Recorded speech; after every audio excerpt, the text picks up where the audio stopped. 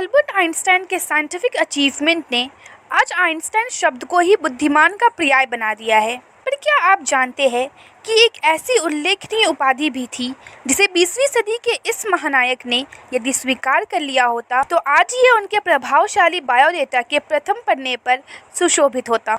आइए जानते हैं कि ऐसी कौन सी उल्लेखनीय उपाधि थी जिसे अल्बर्ट आइंस्टाइन ने ठुकरा दिया और भला क्यों।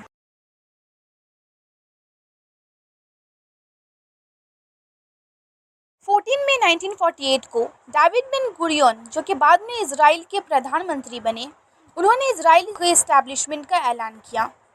उस वक्त के US president Henry S Truman ने भी उसी दिन इजराइल को as a new nation recognise किया और चैम वेज़मैन को पहला प्रेसिडेंट बनाया गया। पर इस्टेब्लिशमेंट के 4 साल के बाद ही 1952 को चैम वेज़मैन की मृत्यु हो गई। ऐसे में इजराइल को एक नए उत्तराधिकारी की ज़रूरत थी, उनकी नींव को मजबूत कर सके और इकोनॉमी को आगे बढ़ा सके। ऐसे में लोगों का ध्यान चैम वेज़मैन के कही इस टिप्पणी पर गया जिसमें उन्होंने आइंस्टाइन के बारे में कहा था कि वह जीवित सबसे महान यहूदियों में से एक है।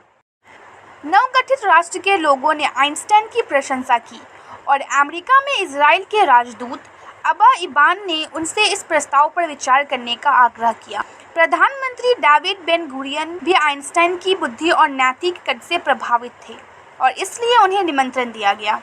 इजराइल के आम लोग भी आइंस्टाइन को बहुत पसंद किया करते थे। शायद इसका ये एक रीज़न हो सकता है कि वो हमेशा यहूदियों के समर्थक रहे। इजराइल के एक स्टैटिशियन ने टाइम्स पत्रिका में आइंस्टाइन के बारे में कहा था, वह हमारी अर्थव्यवस्था के गणित को समझने और उनका अर्थ निकालने में भी सक्षम हो सकते हैं, इसलिए उन्हें हमारे प्रेसिडेंट के रूप में चुने जाना चाहिए। आइंस्टाइन की गणित विशेषज्ञता के कारण जेरूसलम के हेब्रू विश्वविद्यालय की स्थापना में आइंस्टाइन के नेतृत्व ने सुझाव दिया कि वह एक इच्छुक उम्मीदवार हो सकते हैं। समर्थकों ने सोचा कि उनकी गणित विशेषज्ञता उभरते राज्य के लिए उपयोगी होगी। ऐसे ही कई उदाहरण मिलते हैं जहां आइंस्टाइन को लोगों से बहुत प्रेम मिला और वो लोगों के लिए एक रोल मॉडल के रूप में सामने आए। ऐसे में 17 नवंबर 1952 को आइंस्टाइन को एक पत्र भेजकर आधिकारिक तौर पर उन्हें राष्ट्रपति पद की पेशकश की गई। पत्र में कहा गया कि उन्हें इजराइल शिफ्ट होना होगा, पर इससे उनके साइंटिफिक वर्क पर कोई प्रभाव नहीं पड़ेगा, बल्कि यदि उन्होंने यह प्रस्ताव स्वीकार कर लिया तो इजराइल गवर्नमेंट और ऐसे लोग जो उनके काम के प्रशंसक रहे हैं वो उनको स्पॉन्सर करेंगे। इजराइल डिप्लोमेट अबा इबान ने कुछ इस तरह से लिखा, प्रधानमंत्री ने मुझे आश्वासन दिया है कि ऐसी परिस्थितियों में आपके महान वैज्ञानिक कार्यों को आगे बढ़ाने के लिए पूरी सुविधा और स्वतंत्रता एक ऐसी सरकार और लोगों द्वारा प्रदान की जाएगी जो आपके परिश्रम के सर्वोच्च महत्व के बारे में पूरी तरह से जागरूक है। जिस समय उन्हें यह प्रस्ताव मिला वह 73 इयर्स के थे और 73 इयर्स होने के बावजूद वह एक पॉपुलर चॉइस थे और शायद ही कोई ऐसा होगा जो आइंस्टाइन के प्रेसिडेंट बनने के खिलाफ।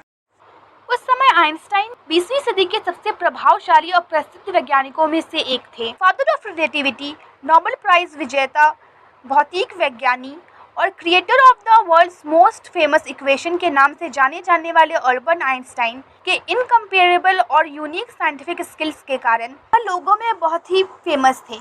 हालांकि आइंस्टाइन ने यह कहते हुए प्रस्ताव को ठुकरा दिया कि जिस व्यक्ति का उपनाम प्रतिभा का पर्याय है वह योग्य नहीं है। उन्होंने बुढ़ापे, अनुभवहीनता और अपर्याप्त लोगों के कौशल को भी कारण बताया कि वह एक अच्छा विकल्प नहीं होंगे। कल्पना करें कि कोई अनुभव की कमी, बुढ़ापे और लोगों के साथ ठीक से व्यवहार करने में असमर्थता के कारण राष्ट्रपति पद को ठुकरा दे।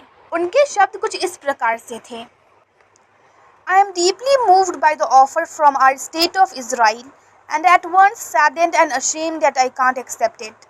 All my life I have dealt with objective matters. Hence I lack the natural aptitude and the experience to deal properly with people and to exercise official functions. हालांकि 20वीं सदी के इस महानायक को अपने फैसले पे कोई संदेह नहीं था और अपने फैसले में वो दृढ़ थे, लेकिन उन्हें उम्मीद थी कि इससे यहूदी समुदाय के साथ उनके संबंधों पर पूरा असर नहीं पड़ेगा। इस संबंध को उन्होंने अपना सबसे मजबूत मानवीय संबंध कहा।